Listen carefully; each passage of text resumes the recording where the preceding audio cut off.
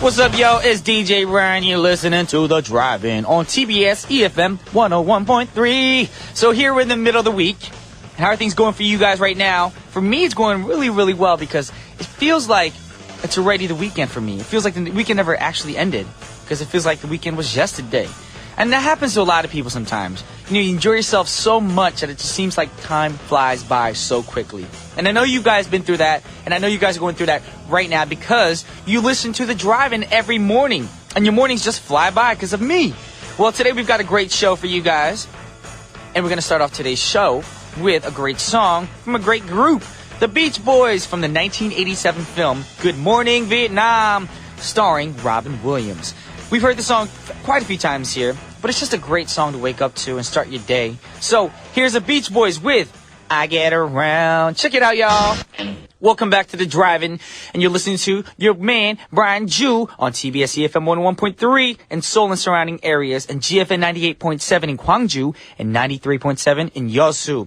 Yes, I'm your go-to guy for the hour, and here's some ways you can get in contact with me and everybody here at TBS. You can call the studio at 02-778-1013, or send us a text at sharp 1013 for a charge of 51 to your smartphones, or simply send us an email at efmdrivein@gmail.com. Or you can simply tweet us away at efmdrivein. You can also leave us a message on our webpage. It's tbsefm.soul.kr, and scroll down the program list and you'll see The Drive-In, and it's simple as that. And make sure your requests are from a movie or a TV show, and all your shout-outs are to me, Eugene, or the producer, Pak PD, or even the engineer, or all the guests that come on throughout the week. Anyways, now it's time for the scene of the day.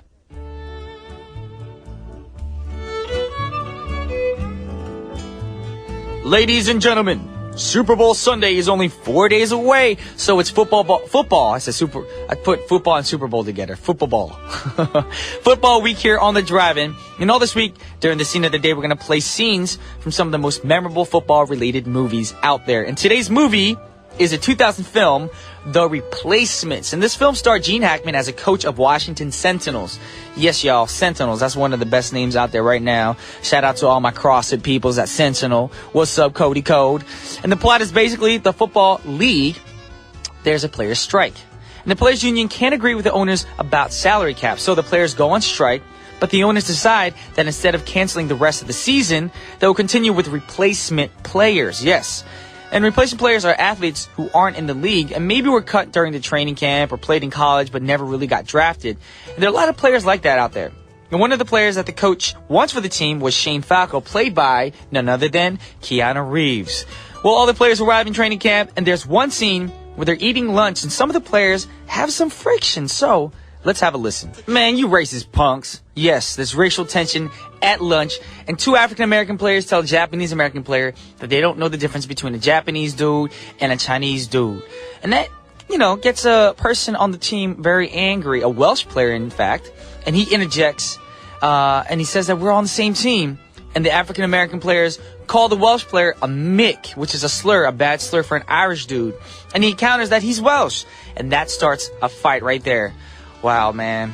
So you can see that the players really don't get along at first. And that happens in teams and, and even groups in K-pop. I'm not going to say who. I'm not going to name names in the K-pop world, but that happens naturally.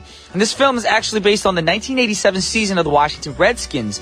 And that's the year where they actually won the Super Bowl. In fact, if you look at the script, you can see that the writers actually wrote that the team was the Washington Redskins, yes. But for some reason, they didn't shoot the film in Washington, D.C. If you watch closely, you can see that the seats in the stadium are purple. From the blimp shots, you can pick up all the Baltimore skyline. And there's even a shot of a baseball stadium behind the football stadium. And anyone who knows anything about sports knows that back then, D.C. did not have a baseball team. But then again, if you were not from the Baltimore, Washington area, then you would never notice. So it don't matter. It's just a movie. Enjoy it. Please watch it. Great movie. So listen to a song from the film. This was playing in the background earlier when the scene started off. It's a great song by Young MC with Bust the Move. Check it out, y'all. Bust. That was Young MC with Bust the Move. That's a great song. Anyways, coming up on today's show, it is Wednesday here on The Drive, and that means Eugene will be here for Behind the Screen, where he's going to talk about all the latest movie news. And following that, we got Musical Wednesdays, where I'll talk about yet another musical. But stay tuned for that, because that's going to be after intermission.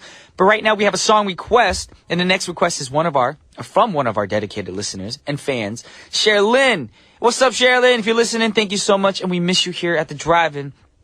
Sherilyn was a part of a large group of fans that flew into Korea and joined us here in this drive-in, actually. She came to the studio for a few times, and it was really warm and, just very inviting to have her here, and it made the studio feel, like I was at home, with your parents, your family. And that's what Sherilyn is to us. She's family. So I got the chance to interview her, too, here in the studio. So thank you, Sherilyn. If you're listening, we love you here. And she said she'd like to hear a song from the 2012 Korean drama Reply 1997. So here's my man Seo In-guk and Jung In-ji singing All For You. Once again, that was from 응답하라 1997 original soundtrack, and it was sung by Seo In-guk and Jung In-ji.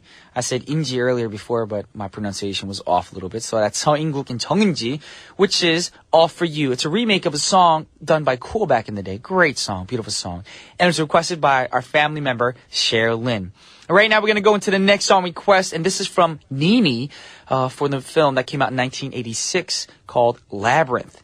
And you know what? If you choose one movie for kids that pretty much summed up what the 1980s was about, it has to be this movie right here. It starred David Bowie, Jennifer Connelly, and need I say more? It's just a great cast. And Connelly plays Sarah, who needs to rescue her baby brother from a fantasy maze and to confront the king of the goblins played by David Bowie. And the king of the goblins isn't a mean guy, nasty monster like his name sounds, but the fairies that live in the maze are actually really, really, really evil, and they bite. That's weird.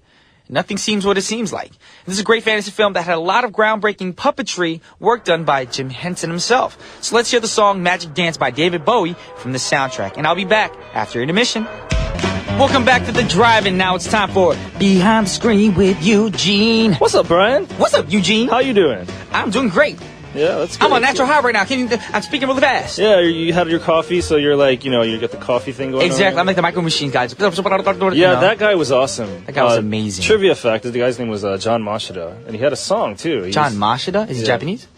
Well, Italian. Oh, okay. Or Moshida, maybe. I thought it was like John Mashita, like a Japanese guy. No, but he's like, you should buy micro machines, that's the best, whatever. It's really amazing. The funny thing is, we understand every single word he said. Of course, he's very articulate. That's what was awesome. So, earlier, it is football week here on the drive. Yes, it is. I'm a huge football fan, actually. Who are you rooting for right now? Well, the Ravens? In the Super Bowl, no, I don't really like the Ravens, to tell you the truth. I like the Washington Redskins, and they, they're not in the Super Obviously, Bowl. yes. So I'm rooting for the 49ers, actually. I gotta root for the 49ers. I have no choice. Okay. If not, my dad and my brother would kill me. Growing up in our household, everything, my brother's freaking posters, everything was 49ers little. Really? My But parents I thought you were loved. from New Jersey, though, right? Well, I was born in California. So when I was born in California, my dad always rooted for the 49ers. Okay. So every time the 49ers were playing, we were sitting in front of TV. I'm not a huge football fan. Right. I love basketball more. But I had no choice but to sit in the living room and watch the 49ers play with my brother. But that and was my a dad. good era. You had, Joe Montana, Jerry Rice, Yeah. Steve Young. There's a really lot good team. of You had, great I players. think even T.O. was on there at the time, right? Yeah. And the funny thing is, remember those jackets that start with the S? Oh, Was yeah, famous for it? yeah. With the star on there. Yeah. My brother and I had one. I had from Michigan. Uh-huh. And he had, obviously, the 49ers. And I still remember that. He'd wear it to school. And all his friends like, yeah, B-Jew. Oh, Big B and Little B, they finally got the Star brand jacket. Yeah, I begged my mom, I want a Redskins starter jacket. She's like, That was spend $300. That was on a the in jacket? thing back That's then. crazy. Yeah. If you didn't have it, you weren't the cool kid. Yeah, I know. Yeah. It was them and the Jordans, if you remember. Oh, Jordans. Yeah. Michael Jordan. Yes. I wonder what he's doing these days. Well, he retired from basketball. I mean, he's an a while old dude ago. now. He was being a general manager for a while, but I don't know. I mean, he's just living large, That's true. He's got his own cologne, his own suits and everything, But the thing is, we're not a sports information definitely station, not. so right now we got to go back to Behind the Screen. Okay. So what's today's news? All right, well, let's start with the first story. The tale Hansel and Gretel, right? Of course. Hansel and Gretel. It's about the two girls, the boy and the girl who are in the woods, and they drop the breadcrumbs and to try to find their way, and they get found a witch's house, and the witch tries to eat them, I guess. But a new movie has come out that's called Hansel and Gretel: Witch Hunter. Oh, it's got that Jeremy Renner in it. Yeah, Jeremy Yes. Renner. So this is a kind of reimagination of the old fairy tale. And so, Hansel and Gretel, they go into the woods because they're looking for witches. They want to kill witches, basically, right? So that's pretty cool. And yeah, it's got Jeremy Renner and Gemma Atherton, and this was actually the highest grossing movie in America over the last weekend. Because, you know, Really? right now we're seeing, it's like, this is a great time for movies. You got so many good things like Cloud Atlas and Les Miserables out right Life now. of Pi. Life of Pi, definitely. But all of those were already released back in December in the States. So, you know, they're saying that right now, January, the beginning of January, end of January, it's like an abyss for movies. There's nothing good out. That's a smart idea. So, Yeah. most of the movies that came out last weekend, the highest rating on Rotten Tomatoes was 35%, which means they're not really all that good. But according to some people, that since this movie it grossed 17 million this weekend and 5.9 million on Friday, right? Then it basically was the highest grossing movie of the weekend, which is pretty sad because, you know, that's not very much for most movies. Like, What do Rotten Tomatoes give this one, though? this one, I think it was somewhere in the 20s actually, so it's pretty bad. But I don't think the movie's bad at all. It's a really interesting concept. You take a, you know, established fairy tale and you kind of, you know, reimagine it. I never listened to Rotten Tomatoes, though. Yeah, well, sometimes they're... It's all bull donkey to me. What you gotta do if you're gonna look at Rotten Tomatoes is not listen to what the critics say, because their job is to criticize a movie and say how bad it is. Exactly. You gotta look at what the audience said, and usually the audience, you know, really they'll be kinder to the movie than the critics will. You know what I I'm just saying? say, when you watch a movie, have an open mind. It's for entertainment, not real life. Absolutely. But, Yes. you know, back to this concept of taking an established fairy tale and changing it. I mean, this has been done before, and it's really good. Have you ever heard of the musical called Wicked? Of course. Yeah, in Wicked, you know, the Wicked Witch of the West from The Wizard of Oz, you know, she's the villain in The Wizard of Oz. But in this one, it reimagines it so that the Wizard of Oz is actually a ruthless dictator. Which he is. And yeah, I guess he kind of is. And the wizard, the Wicked Witch, is actually trying to save the people of Oz from, you know, the dictator. She's only wicked because the majority thinks she's wicked. Right. It's all propaganda from the wizard. Exactly. Another one that I saw was a reimagining of Peter Pan, where they called it Captain Hook Vampire Hunter. So When did this come out? it wasn't a movie; it was a comic book actually. But if you think about it, it's pretty interesting. You know, Peter Pan and the Lost Boys, they never age, so they're vampires, right? Okay. And they want to have, you know, Wendy as their mother, so they want to like make her a vampire too. When Captain Hook and his band of pirates, they're going off killing vampires. So it reimagines it, makes Captain Hook the hero, Peter Pan's the villain. You know, it's kind of interesting. Sounds fun. Interesting, actually. If you could find that somewhere and pick it up, it'd be really great. All right, let's move on to the next story. You know, J.J. Abrams, the director. Love him. Yeah, Lost. Lost, definitely. He also was working on Star Trek, the new Star Trek movie that came out a few years ago, you know, where it reimagined the whole series. Well, he's been appointed as the director of the new Star Wars movie, which is Finally, Star Wars will be fun. Yeah, I know, right? Now, the thing is with this, a lot of people are like, you can't do Star Trek and Star Wars, because he's going to also continue with the Star Trek series, right? Okay. So he's going to be doing both franchises. And usually, you know, all the Trekkies say, oh, Star Wars, I don't like Star Wars. And all the Star Wars people are like, no, the Force is with us. We don't like Star Trek. You know, so how can you have the same director doing both? But I don't think this is a problem, actually. It's not a problem. He's so creative. Yeah, definitely. And also, you know, a lot of people were complaining in Star Trek. The last movie, they went back in time and pretty much undid the entire story of Star Trek from the beginning, right? So, maybe he can go back in time in episode 7 of Star Wars and undo those terrible prequels. You know what I mean? Or he can take Star Wars, meet Star Trek. Ba-ba-ba-bum! Yeah, that would be interesting, but I don't know. Who do you think would win between the Starship Enterprise and the Death Star? You know what I'm saying? But, Brian's like, what are you talking about? No, I mean, I know what he's talking about. If you're a person who's not into sci-fi as much as, you know, Me. the other fella, Yeah. to be honest, it's like, it don't matter.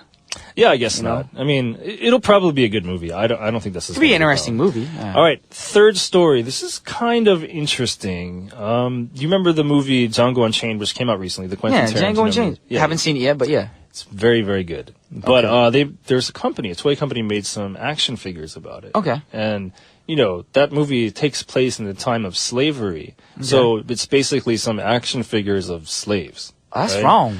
Yeah, it is wrong. And so, you know, there was a nationwide boycott. You know, even Al Sharpton got involved and said, you know, we got to get people to boycott these, right? Yeah. So all the toys were sent back to the maker to be melted down and everything, you know, and reused. Even the people who actually bought the toy? No, if you bought the toy, you can keep it, right? So there's this underground market for it now. And on eBay, you could get it for like $2,000. You could sell it for $2,000. Because, those toy collectors, they're crazy about, wow, limited edition toy that nobody ever, bought or it was recalled. So there's a very limited number of them. But, because it's kind of seen as offensive, It is offensive, man. You're buying toys of slaves. That's wrong. Yeah, well, that wasn't the intention, obviously. I know, but I mean, just the imagery is bad. So, eBay has, taken all of those auctions off of the list. And they're like, we're not going to participate in these auctions anymore. You can't auction off these toys on our list. You know what I'm saying? So, it's unfortunate for the person who made the toys. I'm sure he had good intentions, but, offensive stuff sometimes happens. And it's good that the company is recalling it, not willing to sell this kind of stuff. Well, if you guys are returning these toys and not buying off, what you ought to do is look for the Brian Jew autographs and pay $2,000 per autograph. And I'll put it online. Just let me know when you want it. Yeah, I would have lots of... Well, I don't know. We'll even have Eugene's face and his autograph on it as well. Yeah, you can spend 50 cents on that one if you want. No, I'm just kidding. Don't lower yourself to that. You're worth more than that, Euge. Yeah, of course. Thank you. Yes. All right. Well, we do have a song, since we talked about Django Unchained. This is Tupac and James Brown, a mashup of their two songs. So Tupac's Untouchable and James Brown, The Payback. Exactly. Yes. We played this a few times, I think once or twice before. It's a great song. So, it's a good song, so let's have a listen, and I will see you on Friday, guys. See you then. Musical Wednesday. Well, last week on the segment, we had somewhat of a technical difficulty with a song selection. So today, we made sure we wouldn't have that problem again. So we chose a very wholesome musical for today. And this week's musical is none other than Mary Poppins. And now usually the musical comes first and then becomes so popular that a big studio would make a movie out of it. But actually the process happened in reverse for this one. And the story is based on Mary Poppins book series, which started in 1934. And Disney made the movie in 1964 and it starred Dick Van Dyke and Julie Andrews. Wow, those are two actors that were at the top of their game in 1960s. Yes, very huge. And this film did really well with Julie Andrews. And she won the Academy Award for Best Actress for her performance as Mary Poppins. And the film also won Oscars for Best Filming Editing, or Best Film Editing, Original Music Score, Best Song for Chim Chimery, and Best Visual Effects. And also received a total of 13 nominations. That's incredible. Well, there's a song in there that won an award. We have to listen to it right now then. Here's Chim Chimery from the soundtrack from Mary Poppins. Once again, that was Chim Chimery from the soundtrack. It was actually sung mostly by Dick Van Dyke himself. Great singer. All right, now, what's this musical about? Who is Mary Poppins? She's a magical nanny who can fly with her umbrella. Now, would you guys hire a magical nanny for your kids? Are you crazy? That's going to scar them for life. People are going to ridicule your kids at school. Think about it. What are kids going to say about them at school when the kids are like, oh, nanny is magical and she can fly an umbrella? People are going to judge them. Actually, maybe if you think about it, it's not too bad because then kids will be like, oh my gosh, you have a nanny who's magical? Let me check this out. And then you're going to have all these friends wanting to come over, hang out, be your friend. But then also that's a bad way of making friends to use your nanny. Anyways, there's a scene in this musical where, Mary Poppins is singing to the kids. It's a great song. I love this song. And also, I think Dick Van Dyke sings this song as well with her. And the key word is, I don't want to say it wrong, but a lot of musicians or magicians say stuff like abracadabra or open sesame and something magical happens. Well, this is what Mary Poppins uses, and this is supercalifragilisticexpialidocious. That is supercalifragilisticexpialidocious. Now, can you say that 10 times? I don't think so. So we're going to play that song for you right now. It's from the Mary Poppins soundtrack, and this is supercalifragilisticexpialidocious. Supercalifragilisticexpialidocious. Supercalifragilisticexpialidocious. Supercalifragilisticexpialidocious. Supercalifragilisticexpialidocious. Once again, that was supercalifragilisticexpialidocious from the Mary Poppins original soundtrack. And now the next song request is by 5698, and it is from one of the parody movies that I enjoy watching. It's pretty funny. And it's called Austin Powers, International Man of Mystery, which came out in 1997. It starred Mike Myers as Austin Powers and his arch nemesis, who he plays himself as well, Dr. Evil. And I really wish we could spend a lot of time talking about this. Maybe on Cray Cray Thursday next week, we'll try to bribe Olivia to talk about this. But anyways, here's Sergio Mendes with Macanada from the original soundtrack. Check it out. Once again, that was from Austin Powers' International Man of Mystery soundtrack, and that was Macanada. I don't know if I'm saying it right. I hope I'm saying it right. Macanada. Yes, it's a good song by Sergio Mendes. But right now, it's time to wrap up the show. But stick around. 1013 Main Street with An Jung-hyun is next. And the final song request is from Priscilla for a song from the 2005 film, The Wedding Date. So here's the chorus with Breathless. And this is Brian Ju signing off. And I'll see you tomorrow for Cray Cray Thursday. Peace!